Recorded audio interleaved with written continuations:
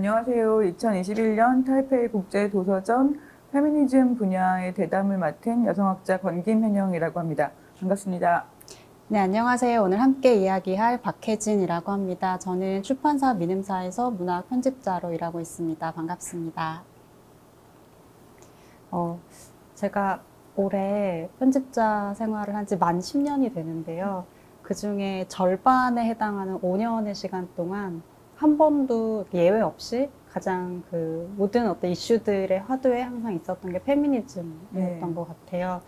그래서 굉장히 여러 가지 이슈들이 계속해서 있어왔고, 그럴 때마다 여러 가지 질문을 하고 대답을 하는 과정에서 내가 이 감각이 계속해서 뒤처져 있는 건 아닐까라는 질문을 계속 하면서 지난 5년의 시간 동안 계속 긴장감과 함께 책을 만들고 읽고 해왔던 것 같은데, 이제 그런 시간이 있을 때마다 어떤 걸 묻고 어떤 걸 대답해야 할지 힘든 그 과정이 있을 때마다 권김 현영 선생님 글을 읽으면서 많은 참조를 했습니다.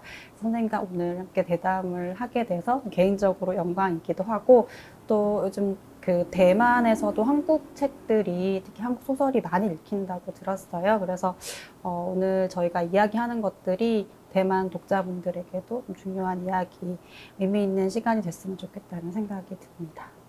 네. 저희 2015년 이후에 이제 한국에서 페미니즘이 정말로 대중화라고 하는 어마어마한 사건을 겪게 됐고, 거기서 굉장히 발빠르게 출판 시장이 반응을 보였던 것 같아요. 근데 예전에 그런 얘기를 들었던 적이 있었거든요. 2010년 이후에 정치, 소위 이제 선거를 하는 정치판에서 지금 현재 여론이라고 하는 걸 파악하기 위해서 제일 좋은 어떤 촉을 가지고 있는 사람들이 편집자들이다, 이런 얘기를 하더라고요.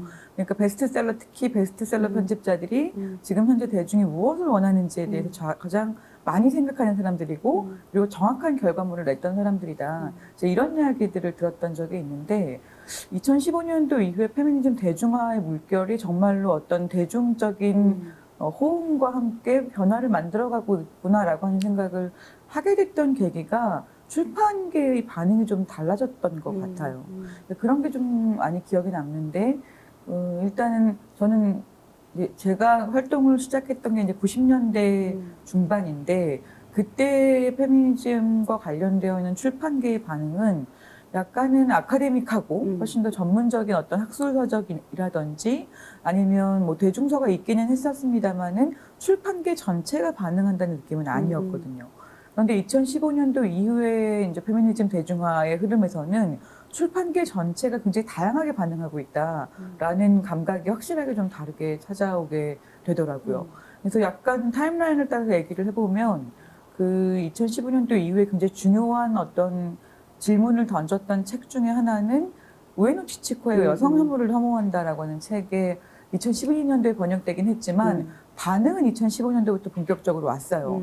근데 그거는 아마 그러니까 여성 혐오라고 하는 이 단어가 굉장히 한국의 여성 독자들에게 중요한 어떤 사상적 도구로 이해가 됐기 때문이었다고 생각을 합니다. 근데 그런 것처럼 2015년도에 페미니즘 대중화를 이끌었던 중요한 책 중에 하나가 리베카 솔릿의 남자들이 나를 가르치려 한다라는 말이었죠. 그러니까 이게 맨스플레인이라고 하는 이제 아주 재치 있는 조어가 사람들 입에 딱 붙게 이제 들어오게 되면서, 그러니까 그동안 축적됐던 어떤 페미니즘 언어의 대중적 변형이라고 하는 것이 도착하게 됐던 것이 아닌가, 이제 이렇게 기억을 하고 있기도 합니다. 그리고 2016년도에 은고치의 우리는 모두 페미니스트가 되어야 한다라든지 아니면 록상계의 나는 나쁜 페미니스트, 그러니까 이런 식의 책들이 소위 말해서 보편성을 담보한 대중화, 그러니까 누구나 페미니스트가 되어야 되는 거다, 이것이 상식이야라고 하는 얘기로서의 은고치의 책이라든지,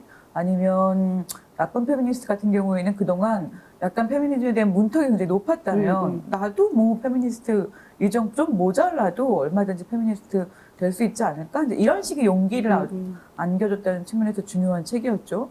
그리고 한국의 여성 젊은 작가인 이민경 작가가 EBT에 있는 페미니즘 같은 걸 씀으로써 어떤 엄청난 참고문헌인가 공부나 이런 것들이 없어도 지금 당대의 페미니즘 어떤 정서를 전달해낼 수 있다, 얼마든지 이런 것들에 대한 어떤 변화들이 보였던 것 같습니다. 그러니까 이건 독립출판으로 이루어졌던 거고요. 그러니까 한편으로는 아주 메이저 출판, 창비라든지 뭐 이런 식의 이제 문학동네 같은 음. 굉장히 메이저 출판사들에서 어떤 책을 성공적으로 해낸 것이 하나의 성과이기도 하고, 특히 이제 편집자님이 내셨던 82년생 김지영 같은 작품이 이 페미니즘 대중화라고 하는 대중의 정서가 어느 정도 규모로 폭발할 수 있는지를 보여줄 수 있는 그 규모를 또 보여줬다는 측면에서도 굉장히 중요했던 책이었던 것 같아요. 그러니까 이런 식의 이제 흐름들을 타게 되면서 뭐 대중 출판, 어떤 메이저 출판사부터 독립 출판사, 그리고 이제 개별적으로 자기가 어떤 자비 출판에 이르기까지 굉장히 다양한 형태로, 또 한편으로 전문적인 어떤 페미니스트 연구자들도 이 기회를 틈타 여러 가지 책들을 출판할 수 있는 기회를 저 같은 경우에도 이제 만날 수 있게 되었고, 그리고 고전들도 굉장히 많이 출간됐죠. 그러니까 예전에 페미니즘 도서 한 90년대에 출간됐다가 잊혀졌던 도서들이 재출간이 되거나 이제 이런 식의 흐름으로 전반적으로 출판계 전체가 좀 들썩하게 변하게 됐던 게 2015년 이후의 흐름이었던 것 같아요. 그리고 아시아권에서는 82년생 김지영을 중심으로 이게 이제 번역 출판되기 시작하면서 이제 영미권에도 출판됐지만, 특히 이제 유교적 가부장제라고 하는 동시대를 살고 있는, 그리고 아시아 여성들이 82년생 김지영이 가지고 있는 어떤 언어에 반응하기 시작하면서 이 한국의 대중화된 페미니즘이 일정 정도의 새로운 K 페미니즘의 어떤 아주 독특한 어떤 정서를 가진 것의 보편적인 확장으로 이어지게 된 것, 이런 흐름으로 보여졌습니다. 네. 그 이제 한국 출판에서 있었던 페미니즘에 대한 주요한 경향들을 쭉 짚어주신 것 같아요. 말씀해주셨던 내용들 중에서 이제 상업 출판사들에서 페미니즘과 관련된 책들을 내서 좀 대중적인 성공을 이루기도 했고, 또 뭐 이민경 작가라든지, 그러니까 이민경 작가 같은 경우는 굉장히 독특하고 과거에는 또 볼 수 없었던 그런 작가의 출연이라고 할 수 있는데, 이런 다양한 작가들이 출연해서 우리에게 기존에는 좀 볼 수 없었던 형태의 책들을 이제 만들어냈다는 측면은, 이 지점들을 짚어주신 부분들을 굉장히 공감을 하면서 들었는데, 쭉 나왔던 책들 중에서 저도 이제 귀에 쏙 들어왔던 작품이 이제 록산 게이의 나쁜 페미니스트, 그리고 이민경 작가의 우리에게 모두 언어가 필요하다, 이비트인의 페미니즘, 이 두 권의 책이었어요. 그래서 저도 나쁜 페미니스트를 보고 좀 그 적잖이 충격을 받았던 기억이 있습니다. 일단 나는 이 나쁜 페미니스트라는 꼬리표를 기꺼이 그냥 달고 다니겠다. 그리고 이 높은 성자에 올라가고 싶은 생각도 없고, 그렇게 올라가지 않더라도 나는 나를 페미니스트로 정체화할 수 있다, 이런 이야기들을 했었고, 그리고 이민경 작가 같은 경우도 특히 책을 펴면 서문에서 설득하고 싶은 생각이 없다, 이런 이야기를 하죠. 그러니까 너무나 지친 이 싸움의 끝에서 이제 쓰는 책이기 때문에 그렇다라는 이야기로 이야기를 끌고 나가는데, 아마 이런 것들이 2015년 이후에 그 페미니즘의 대중화에 있어서 좀 의미 있는 지점을 내포하고 있지 않은가라는 생각이 들었어요. 그러니까 보통 많은 여성들 가운데 페미니즘이 어떤 소수의 여성들 중에서도 소수의 언어라고 보는 측면이 있었다면, 거기에는 나 자신을 페미니스트라고 정체화하는 데 필요한 어떤 더 많은 조건들을 내가 충족하고 있지 못하기 때문이라는, 일종의 그 문턱을 넘지 못하기 때문이라고 생각하는 여성들이 많이 있었을 거라고 생각하는데, 이런 이민경 작가의 작품이라든지 나쁜 페미니스트 같은 작품들은 그런 좌표를 어느 다른 지점으로 이동을 시켜놓고 때문에 이제 그동안에는 좀 포함되지 않았던 많은 여성들이 자신의 목소리를 내고 스스로 자신을 페미니스트로 정체화하는 것에도 좀 거리낌이 없어지는 어떤 그 저변이 마련되는 데 역할을 하지 않았을까라는 생각이 들더라고요. 그래서 이런 좀 페미니즘의 대중화에 있어서 이런 나쁜 페미니스트 선언, 혹은 모든 사람들이 공감할 수 있는 그 설득의 언어로 이야기하지 않아도 된다라는 일종의 해방적인 언어들, 이런 언어들의 출현에 대해서 좀 어떻게 생각하시는지 궁금해요. 그게 중요하죠. 그러니까 일단 제가 2020년에 이제 왜 그랬듯이 길을 찾아낼 것이다라고 하는 책을 쓰면서 이제 서문에 썼던 이야기인데, 2020년 3월에 뭐 코스모폴리탄이라고 하는 여성 잡지, 라이센스 패션 잡지, 생활 정보 잡지죠. 그런 잡지에서 이 독자들을 대상으로 15주년 기념 특집본가를 쓸 때 페미니스트이냐 아니냐를 물어봤다는 거예요. 그 기자가 저한테 연락을 하셔서 저희 설문조사 결과가 나왔는데 너무 놀랍다. 왜 그러는지 좀 분석을 해달라라고 하셔서 어떻게 나왔는데요? 라고 여쭤봤더니 생각보다 너무 적은 숫자가 이 독자들이 자기를 페미니스트라고 얘기를 하고 있더라. 얼마나 적은 숫자인데요? 56%라고 하는 거예요. 저는 너무 놀랐어요. 일단 56%가 자기를 페미니스트라고 얘기하는데 적다고 생각한다고? 그러니까 정말 대중화됐구나라고 하는 걸 확실히 깨닫게 됐죠. 그러니까 일단 코스모폴리탄이나 고구라든지 이런 식의 잡지들에서 페미니즘에 일단 관심이 별로 없었습니다. 그러니까 이 페미니즘에 대한 관심의 되게 일부만 약간 힙한 것들만 갖고 가는 방식이었지, 페미니즘을 지운 상태로 어떤 페미니즘의 어떤 태도를 가지고 가는 식의 기사들이 몇 개 있었지만 거의 사실은 가장 만나기 어려웠던 영역이었다고 볼 수 있어요. 근데 그 잡지에서 여성 독자들을 대상으로 당신이 페미니스트이냐라고 하는 걸 물어봤다는 것 자체가 좀 놀라운 일이었고, 그거에 독자들이 56%가 자기 페미니스트이다라고 대답했고, 나머지 한 20, 30% 정도도 말씀하셨던 것처럼 내가 충분히 페미니스트는 아닌 것 같아 라고 하는 어떤 망설임이었지, 아니야 라고 하는 얘기가 아니었다는 거예요. 그러니까 이 정도 좀 규모의 수준에서 페미니즘 대중화라고 하는 것이 만들어진 데에는 말씀하셨던 것처럼, 그러니까 페미니즘이 엄청 페미니스트라고 하려면 뭔가 대단해야 된다.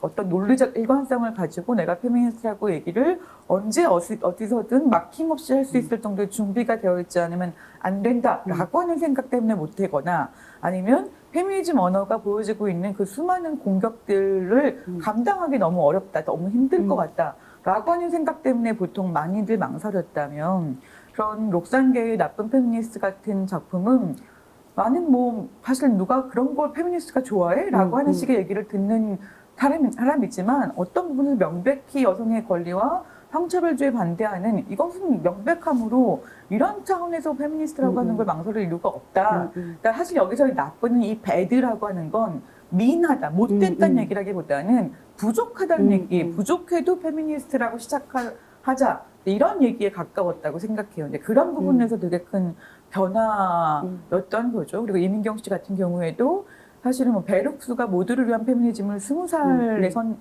썼는데, 그러니까 그런 젊은 페미니스트 여성 작가가 국내 저자로 등장했다는 것이 굉장히 반가운 사인이기도 했고, 어떤 기존의 역사를 다 알아야지만 발언할 수 있어라고 하는 한국식 자기유서 문화하고는 좀 다른 어떤 국면들을 만들어내기도 했다고 생각을 하기도 합니다.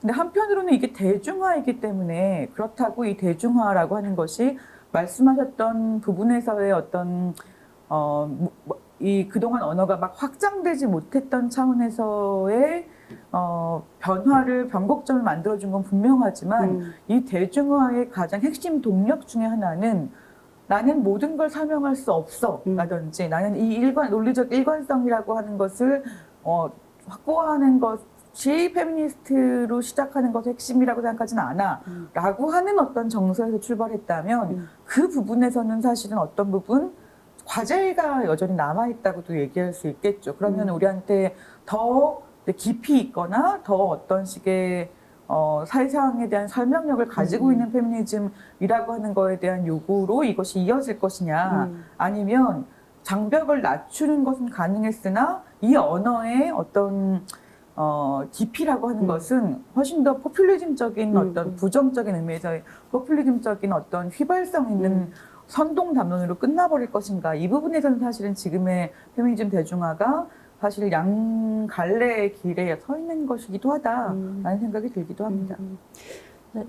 대중화라는 하나의 성과, 그리고 이 성과가 가지고 있는 또 갈등의 지점들, 또 한계 상황들, 이런 갈래들을 좀 생각해 볼 수 있을 것 같은데, 이야기를 조금 좁혀서 이제 그 문학 출판 쪽으로 옮겨보면 2015년 이후에 문학 출판계에도 큰 변화가 있었던 것 같고, 지금 역시 그 변화의 자장 안에서 이제 계속 이제 앞으로 어떤 길을 가야 할지를 모색하고 있는 단계인 것 같아요. 이제 미투 운동 이후에 이제 문단의 성폭력 해시태그 운동이 벌어지면서 몇몇 그 시인들, 이제 학생들에게 성폭행을 가해했던 시인이 법정 구속이 됐고, 또 그 시인뿐만 아니라 또 법적 처벌을 받은 문인이 있고 또 법적 처벌을 받지는 않았지만 SNS를 통해서 피해 사실이 폭로가 되면서 이제 가해자로 지목된 문인들이 뭐 활동을 중단하거나 뭐 사과문을 올리거나 이런 여러 뭐 처벌들이 이루어지고 있고 이제 이런 일련의 과정들을 거치면서 가장 뚜렷하게 나타났던 변화 중에 한 가지를 꼽자면 뭐 당사자 서사 혹은 피해자 서사 그리고 그동안 이야기되지 못했던 스스로 목소리를 내지 못했던 그 피해자의 이야기를 그대로 들어야 한다라는 데에서 촉발된 그런 서사들이 폭발적으로 비약적으로 등장했던 것 같아요. 그리고 이런 이야기들이 근 한 3년 정도 계속해서 나오고 뭐 그 안에서 다양한 이야기들도 나오고 하면서 드러난 변화 좀 그것들이 가지고 온 변화를 좀 생각해 보면 페미니즘이라는 관점으로 문학 작품을 읽는 방식이 과거에는 하나의 부분 혹은 주변적이고 부분적인 어떤 요소였다면 지금은 그게 더 이상 주변적이거나 부분적인 게 아니고 작품을 볼 때 가장 먼저 보고 가장 핵심적으로 보는 관점이 됐다는 생각이 들어요. 그래서 이제 많은 분들이 최근에 몇 년 동안 뭐 수상 작품집을 보면은 모두 여성 작가들의 여성 서사들로 채워져 있다. 도대체 이걸 어떻게 봐야 하느냐. 이게 단순히 많이 쓰기 때문에 이런 결과가 나오는 건지, 이 현상을 우리가 어떻게 읽어야 할까, 뭐 이런 질문들도 굉장히 많이 하는데, 이제 이렇게 결과들이 도출되는 것에는 아무래도 많은 독자들이 가지고 있는 필터링 혹은 문학적이다, 지금 문학성이 있다라고 평가하는 데 있어서 그 페미니즘이 너무 중요한 역할을 하고 있고, 이 필터링을 사실 통과하지 못하는 작품들이 과거보다 지금 훨씬 더 많은 작품들, 어떻게 보면 과거에 높은 평가를 받았던 남성 작가들의 이야기들이 이 필터링을 지금은 통과하지 못하는 측면들도 좀 있지 않은가. 그런 측면에서 이제 문학을 읽는 방식에 있어서도 많은 영향들을 줬다고 생각을 합니다. 그래서 이 페미니즘 대중화가 문학 전반에 있어서도 이런 영향들을 끼치고 있고, 이건 문학에만 국한되는 건 아니고 뭐 영화를 볼 때도 그렇고 드라마를 볼 때도 그렇고, 이럴 때도 여성 캐릭터가 어떻게 묘사되고 있느냐, 얼마나 입체적이냐, 이런 것들이 아주 중요한 요소로 등장을 하고 있잖아요. 예능에도 마찬가지라고 생각을 하는데, 이런 방식의 뭐랄까요, 좀 이제 간접적인 언어들을 통해서 우리가 좀 세상을 바라보는 방식, 이런 컨텐츠들을 소비하고 소비자로서 컨텐츠를 바라보는 방식들에 많은 영향들이 있었고, 이거는 좋은 성과라고도 할 수 있을 것 같은데, 한편으로는 현실에서는 계속 해결되지 못하는 문제들, 사건들이 벌어지고 2차 가해는 계속되고, 그러니까 이런 문학적인 언어에서 우리가 계속 쌓아가고 있는 이런 태도들이 현실과 어떤 방식으로 좀 교환될 수 있을까? 현실에서는 우리가 어떤 언어들을 더 찾아야 하는 것일까? 이런 고민들을 계속 하게 되는 것 같아요. 그래서 좀 갈등이 되기도 하고, 책을 읽고 책 안에서 질문을 하고 대답을 하기는 하지만 현실의 문제를 볼 때는 계속해서 느낀 어떤 막막함들은 또 쉽사리 해결이 되지 않는 것 같아서, 그런 부분들도 좀 광범위하지만 여쭤보고 싶은. 저는 어쨌든 페미니즘과 관련된 대중문화, 문화예술 분야 전반에서의 반응 중에 출판계에서 압도적이거나 또는 어떤 식의 변화가 분명해졌던 것은 이 시장이 그만큼 영세해졌기 때문이라고 생각하기도 합니다. 그러니까 90년대가 뭐 대중성은 없었고 전문성이라고 얘기를 해도, 그때 예를 들면 최초의 페미니스트 이름을 걸고 나왔던 잡지가 이프였는데요. 이프가 초판이 3만 부가 팔렸었거든요. 그러니까 규모가 완전히 달랐던 거예요. 그런데 이제 사실은 여성이 흥하는 어떤 영역은 그 영역 자체 전반이 좀 명세해졌을 때 여성이 흥하기도 하거든요. 그러니까 문단이 망했기 때문에 거기 안에서 여성 소설가들과 여성 작가들과 독자들이 새로운 세계를 더 구축할 수 있었다고 생각해요. 그러니까 한편으로는 망해야 될 때가 빨리 망하지 않았을 때가 있는 거고, 잘 망했기 때문에 새로운 것이 등장했던 것이라고 생각하기도 하는 거죠. 그리고 조금 다르게 보면, 예를 들면 예능이나 드라마나 영화 같은 경우에는 아직 멀었습니다.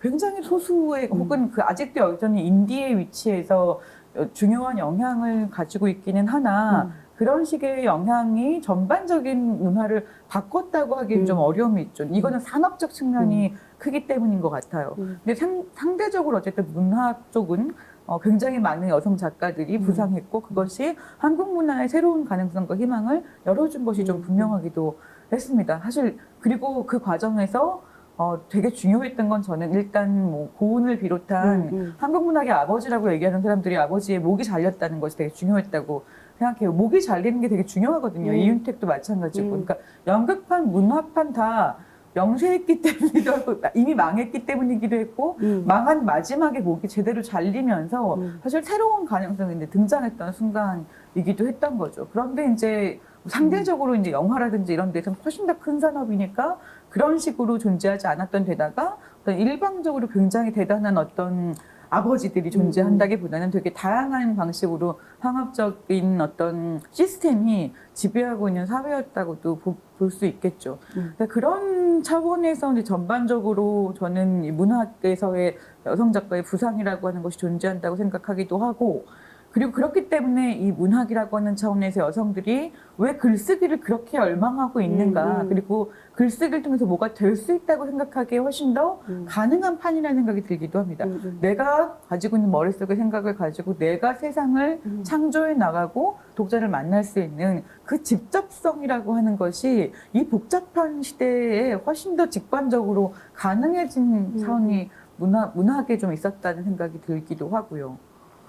뭐 그리고 한편으로는 그런 차원에서 여기서부터 굉장히 많은 게 시작되기도 했죠. 그러니까 많은 무기력함 같은 걸 얘기하지만 문단내 성폭력 운동을 통해서 실제로 배용재 시인 같은 경우에 이제 선고가 되기도 했고, 그리고 굉장히 많은 새로운 어떤 페미니즘이라고 하는 게 검열의 차원이라고 하는 게 아니라 사회를 만들어내는 어떤 운동으로서의, 그리고 이 사회에 대한 시선과 가치관으로서 이것이 포함되지 않고 지금 동시대의 컨템포러리한 어떤 예술에 어떤 영혼을 느낄 수가 있겠는가라고 하는 것에 대한 질문이 저는 굉장히 많이 깊숙하게 다들 들어왔다고 생각을 합니다. 그런 게 어떤 변화를 만들어내기도 했죠. 그리고 그런 변화들이 단지 어떤 평가 기준뿐만 아니라 미적 판단 기준을 바꿔내기도 했고, 이 미적 판단 기준에서 굉장히 오랫동안 양분화되어 있던 미학적인 것과 정치적인 것이라고 하는 양자의 차원을 사실 통합해내서 실제 이 안에서의 운동과 변화와 어떤 양식에 대한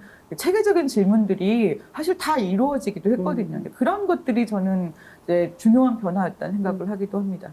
그리고 특히 이제 최근에 굉장히 감탄했던 건 그 우리가 우리를 우리라고 부를 때라고 하는 불꽃 추적단의 이야기이기도 했는데, 그 불꽃 추적단 같은 경우는 사실은 언론 지망생들이었고, 그 지망생들이 스스로 기획 기사를 찾아내서 그 기획 기사를 만들어내고, 그리고 이후에 문제 제기, 뭐 입법부, 사법부의 변화까지 다 이끌어내는데 한 2, 3년 정도의 시간 동안 집중적으로 사회를 진짜 변화시켰고 그랬거든요. 그러니까 그런 부분에서 효능감이라고 하는 걸 지금 2030 세대가 정치적 효능감을 한국 사회에서 어떻게 겪을 수 있겠어요. 이렇게 50대 중심의 남성 중심의 서울 중심의 어떤 등등의 기득권이 아주 명백한 곳에서 정치적 효능감이라고 하는 걸 페미니즘 운동을 통해서 경험해봤다라고 하는 건 되게 중요했다고 생각이 들기도 합니다.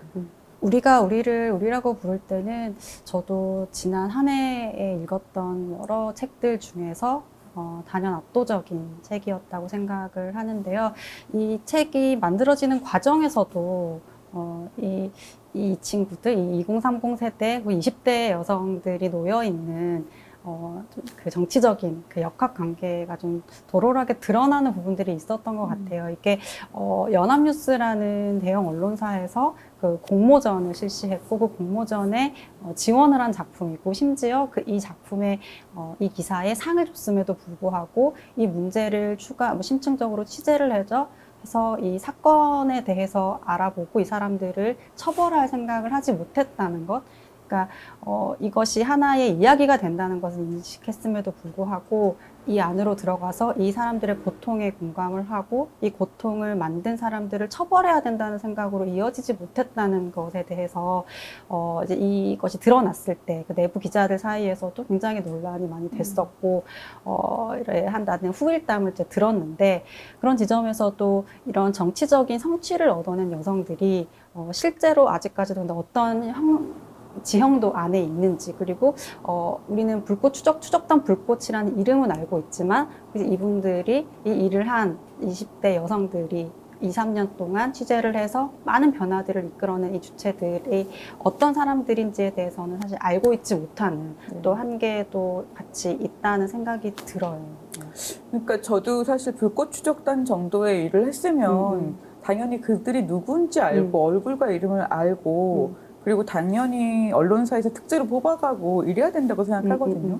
근데 그들이 얼굴과 이름을 공개할 수 없었어요. 왜냐하면 2차 피해가 너무 두려웠기 때문이겠죠. 그러니까 실제로 범죄자들이 너무나 지금도 암약하고 있고 그리고 거기에 가입했던 사람들의 숫자라고 하는 게 우리가 놀라움을 금치 못하는 숫자였고 이제 이 정도 수준에서 그들이 자신을 보호하기 위해서 이름을 낼 수 없었고 심지어 이걸 취재했던 그리고 보도했던 한겨레 여성 기자들 같은 경우에도 최초 바이라인 보도를 그냥 기획 취재팀이라고 해야 될 정도의 상황이었다는 겁니다. 그러니까 한국 사회가 뭐 치안이 좋다고 얘기하는데 그 치안은 누구한테 좋은 거냐?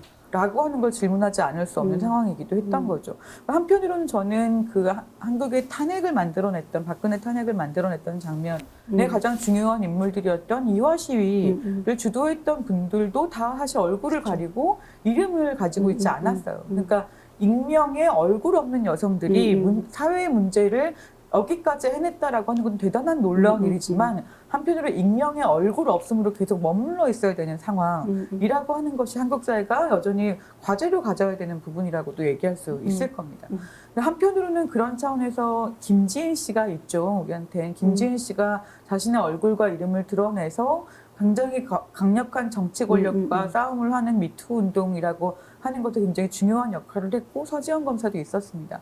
근데 김지은 씨 같은 경우에도 저자로서의 어떤 권위를 누렸다기보다는 사실은 자신이 어떤 일을 겪었는지를 사람들한테 알려주고 권력 형성 폭력이라고 하는 것이 어떤 일을 요구하는 것인가 이 수행과 심기 관리와 등등을 둘러싸고 여성 노동이라고 하는 것이 어떻게 성별화되어 있는가라고 하는 것을 드러내주는 사실 고발자의 역할을 했습니다만은 사실은 저자로서 얼굴과 이름이라고 하는 것이 어떤 사람들한테 이제 존경과 신뢰와 뭐 많은 사람들이 그렇게 보여주긴 했습니다만은 그런 지위를 얻었다고 보기엔 좀 어렵죠. 지금도 굉장히 격심한 2차 피해를 입고 있기도 하고요. 그러니까 그런 차원에서 2030 여성들이 가지고 있는 정치적 효능이라고 하는 것은 사회를 실제로 바꾸었으나 이 여성들에게 사회가 응당 돌려줄 만한 존경과 적정한 지위라고 하는 것을 만들어줄 수 있었는가라고 하는 부분에서는 저는 아직 응답이 도착하지 않았다는 생각을 하기도 합니다.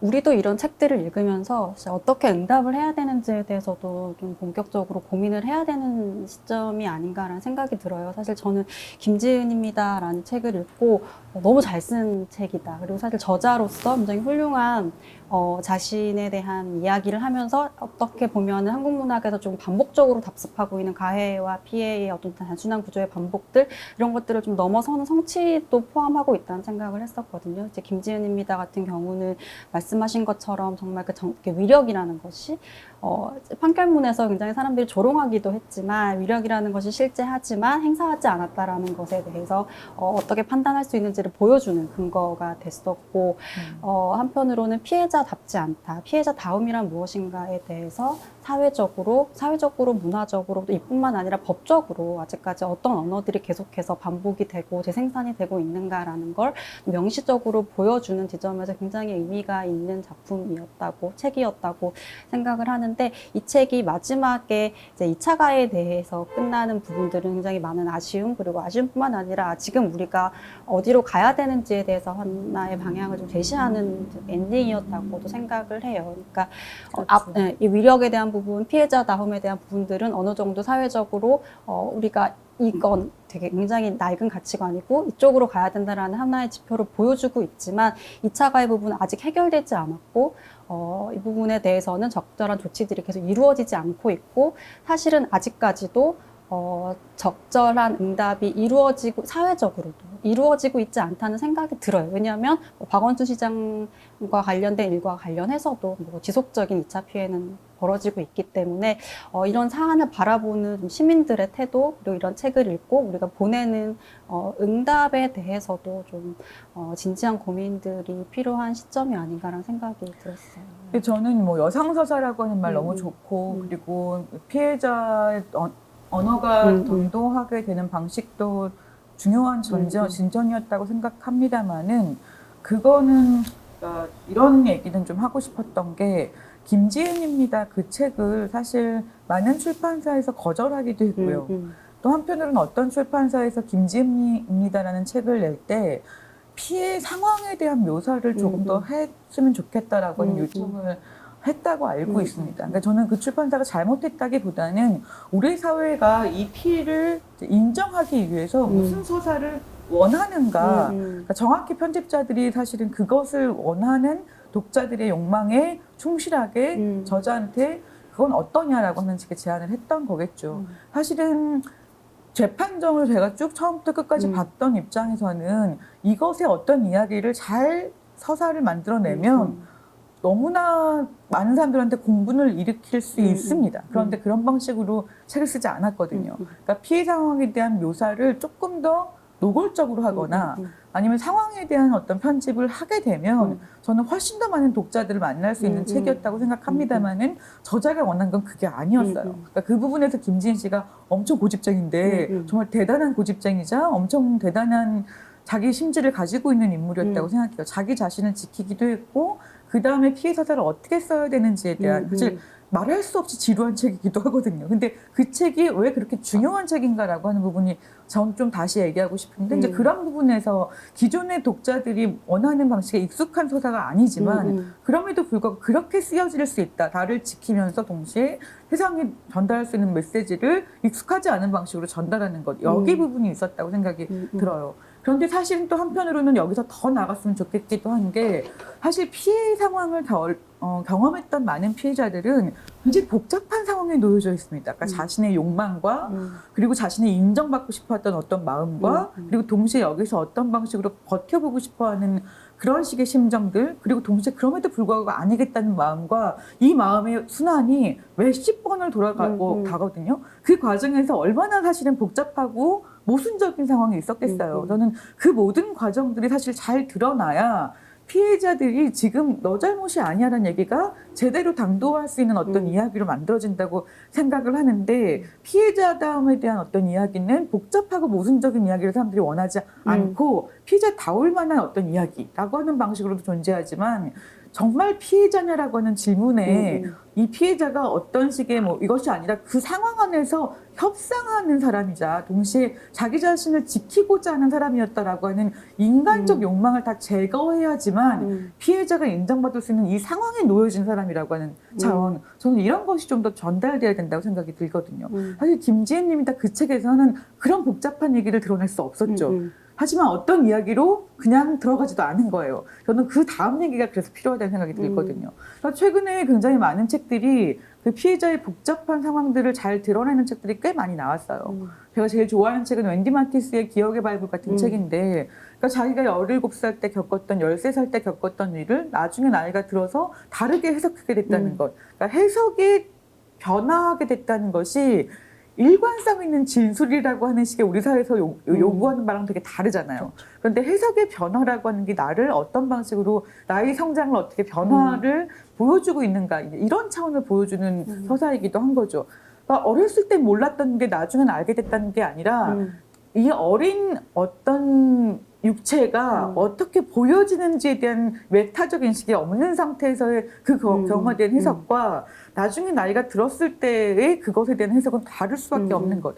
그 피해자 해석이 다를 수밖에 없다는 것을 굉장히 설득력 있게 얘기했던 수많은 책들이 나왔거든요. 근데 사실 상대적으로 그런 책들은 그렇게 많은 독자들의 관심을 받지는 못했습니다. 저는 이 부분에서 조금 더 어떤 입체적인 서사라고 하는 것을 응답할 수 있는 사회적 능력이 조금 더 키워줬으면 좋겠다라고 하는 어떤 아쉬움도 있었고 기대도 하고 있는 부분입니다.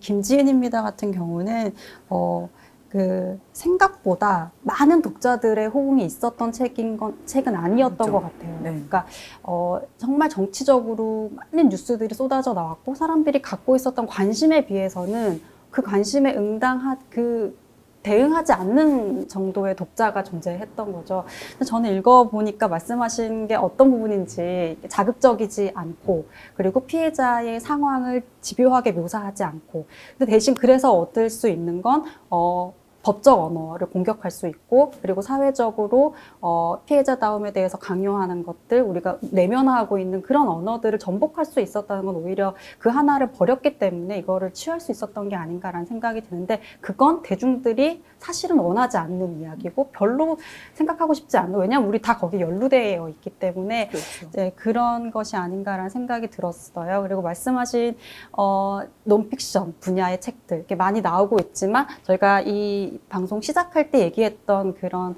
알려진 여성 혐오에 대한 이야기라든지 이런 이야기들에 비해서는 훨씬 대중의 관심이 미치지 못하는 영역인 것 같아요.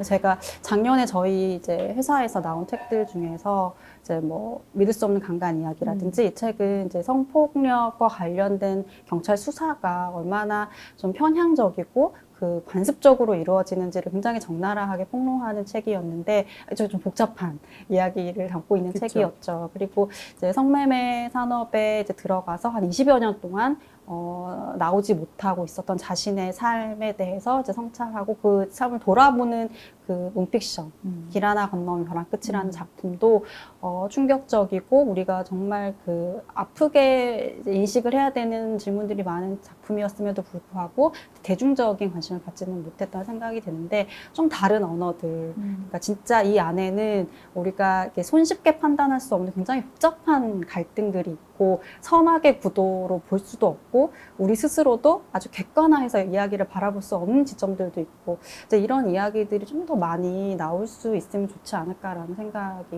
듭니다. 말씀하신 거 이제 들으면서 그런 생각들, 좀 아쉬웠던 책들이 좀 떠올랐어요. 맞아요. 논픽션 분야라고 하는 게 아무래도 그런데 구체적인 사람들의 실제 삶을 그대로 우리가 듣게 된다라고 하는 부담이 있는 것 같은데, 저는 이제 82년생 김지영 같은 경우는 그런 부분에서 좀 돌파구가 있었던 작품이었던 것 같아요. 그 논픽션처럼 보이기도 하고, 그리고 굉장히 많은 구체적인 실제 통계들이나 자료들이 그 책에 포함되어 있기도 하고, 저는 세태 소설이라고 분류한다기보다는 논픽션과 픽션 사이의 소설인가? 이런 얘기가 가능하기도 하지 않은가 이런 생각이 들기도 하던데, 어떻게 생각하시는지. 제 원고 처음 봤을 때, 이 소설이 책으로 출간이 되면 좋겠다라는 생각은 의심이 없었어요. 그러니까 이 작품이 가지고 있는 그 시대 정신들에 대한 어떤 직관은 있었던 것 같아요. 근데 이 언어를 어떻게 규정해야 될지에 대해서는 잘 모르겠더라고요. 이걸 이제 소설이라고 했을 때 독자들이 어떻게 생각을 할지에 대한 어떤 확신을 가지고 책을 내지는 못했던 것 같아요. 이 이야기에 대한 확신은 있었지만. 그런데 작가를 만나서 이야기를 듣고 그 이후에 독자들이 이 책을 해석하는 과정을 봤을 때 이 작품의 언어가 가지고 있었던 그 최초의 그 동기, 만들어지게 된 배경이 사실 왜곡된 현실에 대한 것이었거든요. 그러니까 이게 우리의 현실이다라고 주장하는 여성들이 있는데 반해서 그건 우리의 현실이 아니라고 주장하는 많은 사람들이 있었던 거예요. 그러니까 이런 차별은 존재한다라고 이야기하는 많은 여성들이 있었던 것에 반해서 그런 차별은 존재하지 않는다라고 이야기하는 많은 사람들이 있었고, 그 불균형, 그 간극 사이에서 이 책이 하나의 객관적 지표라고 하기는 힘들지만 부정하기는 힘든 어떤 형태를 가지고 등장을 했고, 그렇기 때문에 많은 사람들이 이걸 가지고 이 기준점을 가지고 서로 토론을 할 수 있는 공통의 언어로서의 역할을 했던 것 같고, 어떤 측면에서 많은 여성들이 그 공통 언어가 없었기 때문에 쌓여있는 어떤 한이라고 할 수는 없지만 정서적으로 굉장히 힘든 어떤 경험들을 많이 했다는 생각이 들어요. 그러니까 작가와 함께 이제 독자를 만나는 행사를 하거나, 특히 이제 대학교를 가면은 학생들이 일어나서 이게 눈물 섞인 호소들을 하는데요. 그게 그 설득을 하기가 힘들어요. 내가 겪은 이야기가 현실이라는 것을 이야기하고 그 상대방에게 설득시키는 게 너무 힘들다라는 이야기들을 많이 하더라고요. 그런 지점에서 이 82년생 김지영이 가지고 있는 논픽션 어떤 특징을 가지고 있는 언어가 가지고 있는 힘이 있었던 것 같고, 그 형식이 어떤 힘을 가질 수 있었던 데에는 그 현실에 대해서 너무 다른 어떤 인식을 하고 있는 지금 이 상황이 좀 배경이 되지 않았을까라는 생각도 했습니다. 네. 그러니까 8인승 김지영이 정말 중요한 작품이었다고 저는 생각을 하는데, 어떤 사람들은 8인승 김지영이 너무 순한 맛 아니냐라든지, 아니면 사실 대안을 보여주진 않았다라든지, 페미니스트 행동주의가 있는 것도 아니지 않냐, 이런 얘기를 하는 비평도 좀 들었는데요. 저는 오히려 그렇다기보다는 현재 당대가 지금 겪고 있는 문제가 정확히 무엇이었는가, 그것을 드러냈다는 부분이 되게 중요했던 것 같아요. 그러니까 말씀하셨던 것처럼 그 당대 여성들이 갖고 있는 가장 큰 문제는 명백히 존재하고 있는데 성차별이 있다는 말을 못하는 거였거든요. 성차별이 있어 그러면 너가 무슨 성차별을 당했어? 뭐 엄마면 몰라도 뭐 우리 누나면 몰라도 이렇게 얘기하는 거죠. 근데 그걸 우리가 포스트 페미니즘적 감수성이라고 얘기하거든요.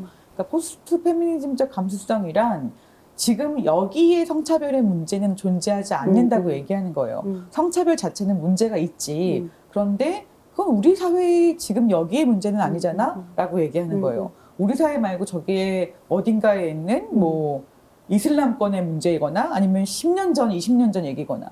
근데 지금 당대에 겪고 있는 문제가 있는 거야 라고 얘기할 때 뭐가 있어? 이렇게 얘기하는 방식. 그러니까 8인생 김지영을 둘러싼 논란을 대부분의 경우에 젊고 아름다운 여자 연예인들이 82년생 김지영을 읽고 감동받았다고 얘기하면 난리가 났던 건 바로 그것이었기 때문이었던 걸 거거든요. 그러니까 나이가 좀 든 남성이나 나이가 든 여성이 82년생 김지영을 읽고 감동받았다고 얘기하는 거에는 아무도 반응하지 않았어요. 그럴만하니까요.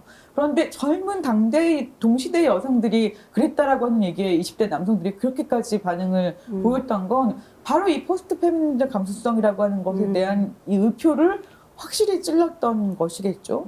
그러면 그러니까 저는 이제 성차별이라고 하는 거에 대한 이 지금의 현재의 문제의 핵심은 성차별 부인주의였다고 생각을 하는데, 성차별은 지금 현재 없어라고 얘기하는 것. 그게 이제 2005년도를 기점으로 보자면 호주제가 폐지가 됐고, 한국에서 세계 여성학대회가 열렸고, 마치 정말 아주 빨리 샴페인을 터뜨렸던 시기였던 거예요. 근데 그게 가지고 난 다음에 2007년도에 걸그룹 전성시대가 열리거든요. 그러니까 지금 세대의 여성들은 엄청나게 대단한 수준의 몸에 대한 압박과 외모 관리와 그리고 이것을 되지 않았을 때 겪게 되는 엄청난 경멸들을 맞이하고 그리고 나서 결혼 시장에 딱 들어가서 결혼을 하고 나면 여성들이 해야 되는 일들은 그대로 고스란히 온전한 채 여기에 플러스 알파로 재테크도 잘해야 되고 일하는 여성이 되어야기도 해야 되는 엄청난 걸 여성들한테 요구하고 있는 이 현실을 설명할 길이 없었던 것 같아요. 그런데 너네 교육받았잖아. 누가 일 못하지 말래? 이런 식의 기존의 언어로 지금의 성차별적 현실을 계속 부인했던 거죠. 그 얘기를 되게 정확하게 의표를 찔러줬던 그 당대성이라고 하는 게 8년생 김지영이 해냈던 어떤 100만 부, 10년 만에 나왔던 100만 부의 성과로 드러났던 것이 아닌가 이런 생각이 듭니다. 이제 뭐 대만에서도 82년생 김지영이 많이 읽히고 있다라고 이야기를 하고, 아시아권에서는 어느 정도 비슷한 감각을 공유하고 있지 않을까라는 생각이 드는데, 또 그 서양에서도 네, 어쨌든 읽혀지는 그 기저에는 또 어떤 것들이 있을까?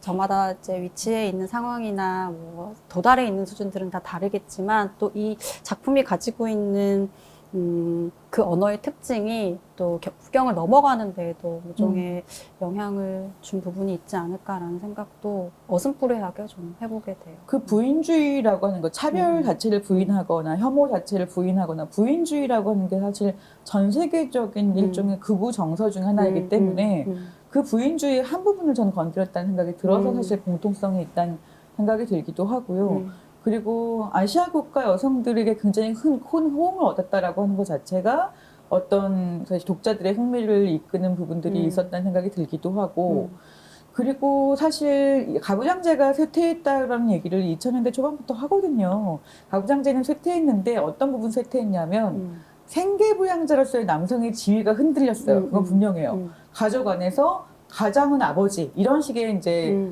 어떤 그 등식은 깨졌는데, 그러면 아버지의 지위가 낮아지면서 어머니의 지위가 올라가는가? 그건 아니었다는 거예요.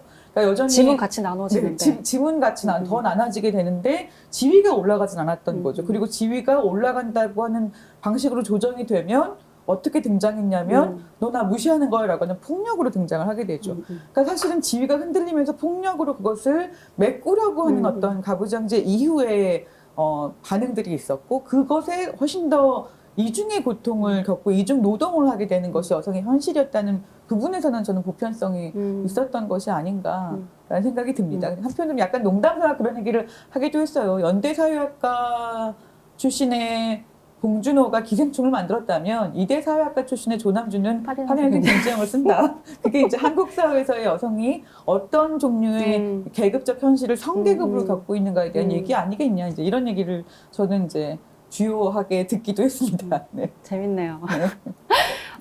근데 이 82년생 김지영도 사람들에게 약간의 뭔가 찝찝함, 찜찜함을 남기면서 문을 닫고 있는데요. 이제 치유되지 않고, 사실 뭐 치유가 될 수 없는 구조에서, 치유를 하는 인물이 더 나아지도록 만들 수 없었던 작가의 고민도 보여지는 그런 이제 마무리였는데, 맞아요. 많은 작가들이, 이후에, 82년생 김지영 이후에 나오는 여성 서사들에서 큰 비중을 차지하는 것이 또 연대라는 코드인 것 같습니다. 근데, 그 연대 안에서, 연대는 하나의 해결책이 되기도 하지만 그 안에서 또 새로운 문제들이 계속해서 발생하고 이게 또 하나의 출발점이 되는 것 같기도 해요. 그래서 정말 요즘은 다양한 방식의 연대의 이야기들이 등장하고 있는 것 같은데요.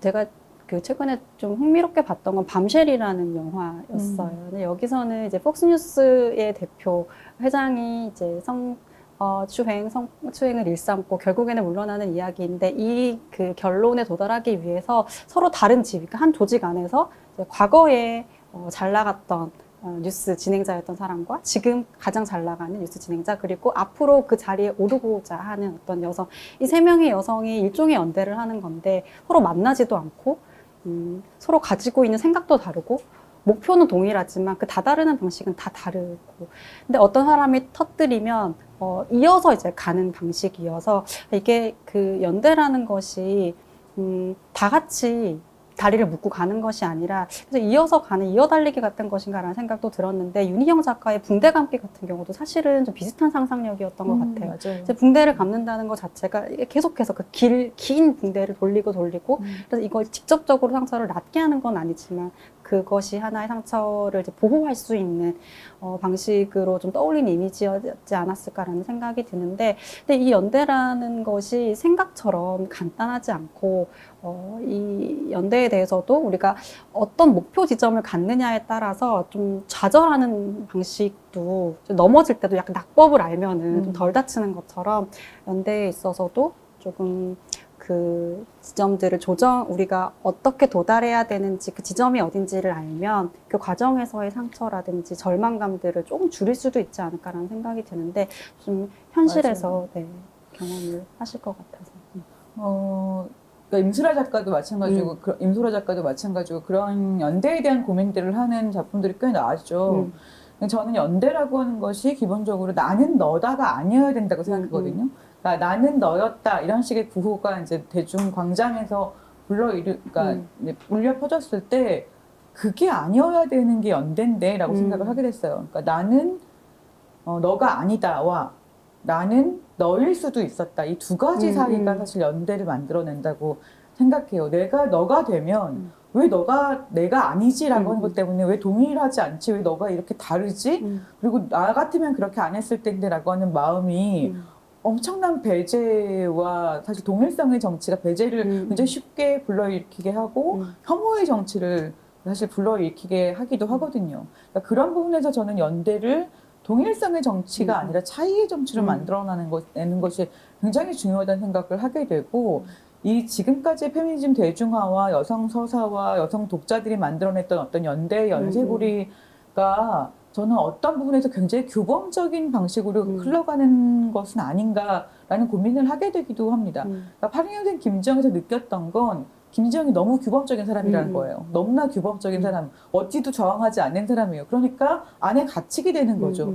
그 영화에서는 그 어떤 글을 쓰는 사람으로 돌파구를 찾았지만 사실 빙의된 상태에서 여전히 돌파구를 찾지 못한 상태에서 소설이 마무리했던 것은 규범성으로부터 사실 벗어나야지만 저는 이게 어떤 돌파가 만들어진다는 생각이 들기도 하거든요. 그런 부분에서 사실 뭐 소녀 연예인 이보나라든지 최근에 그 비규범적인 존재 그리고 기존의 사실 체제 안에서 다뤄지지 않았던 어떤 형상들을 아주 구체적인 형상들로 길어 올려서 서사화시키는 그런 작품들이 저는 굉장히 중요한 우리한테 길을 보여주는 것 아닌가 그런 생각이 들기도 했습니다. 그러니까 연대를 가지고 어떤 인상을 가지고 우리가 함께 같이 모여서 앞으로 나가자라는 것이 아니라 여기 안에 우리의 대열 안에 존재하지 않았던 사람들의 얼굴을 다시 떠올려 가면서 우리가 누구였는지부터 다시 생각을 해야 저는 연대를 차이의 정착으로 만들어낼 수 있다는 생각이 들기도 하더라고요.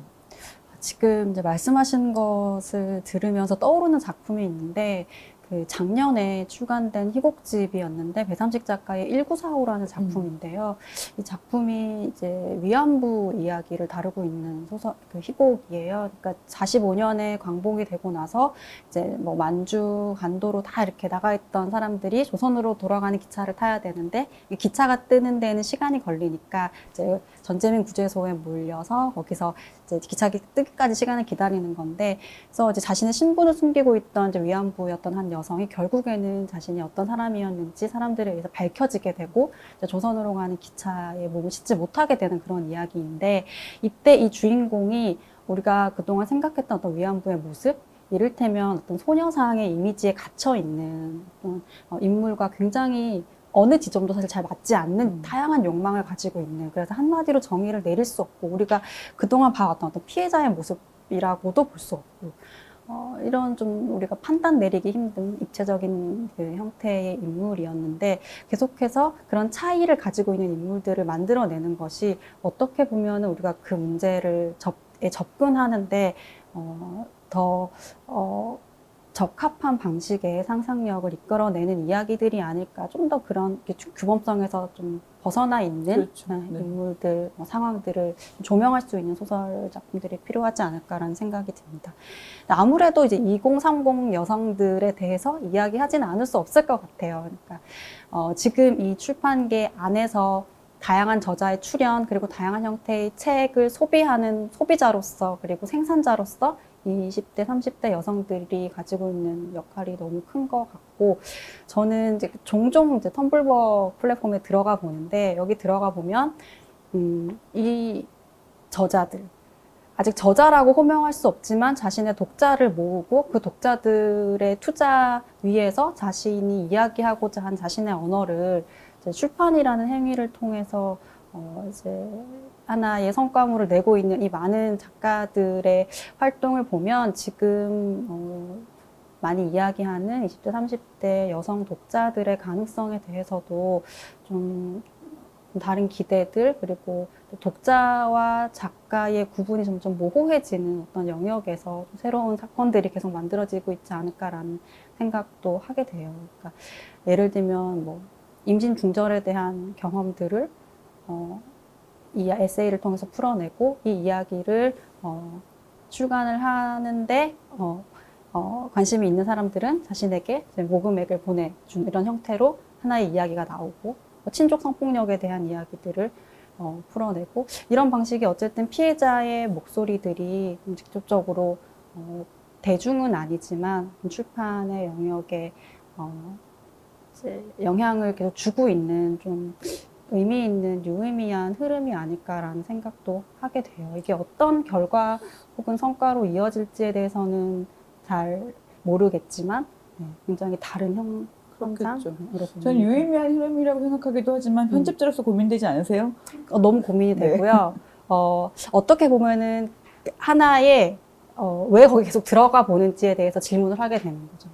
지금 우리가 만들어야 될 책이 어떤 것인가에 대한 질문이기도 하지만 작가인 동시에 독자를 바라보는 그 마음은 뭐랄까 아직 굉장히 좀 복합적인 그런 것 같아요. 그러니까 매개자가 사라지고 있다는 얘기죠. 그러니까 매개자가 사라지고 있다는 얘기는 한편으로는 사회가 사라지고 있다는 얘기기도 하거든요.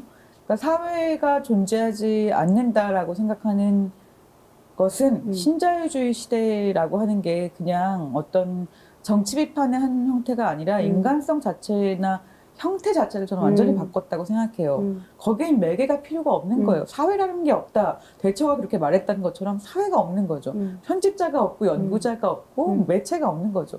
그런 시대에서 등장하고 있는 게 저는 중요한 변화다라고 하는 건 동의하지만 그것이 맞다고 생각할 수는 있는가? 그건 좀 고민이 되고 있는 부분입니다. 그러니까 맞과 틀리다의 문제는 아니라고 생각하는데요. 그것이 우리한테 보여주고 있는 것을 어떻게 해석해야 되는가라고 하는 데서는 사실 좀 고민해 볼 부분이 있다는 거죠.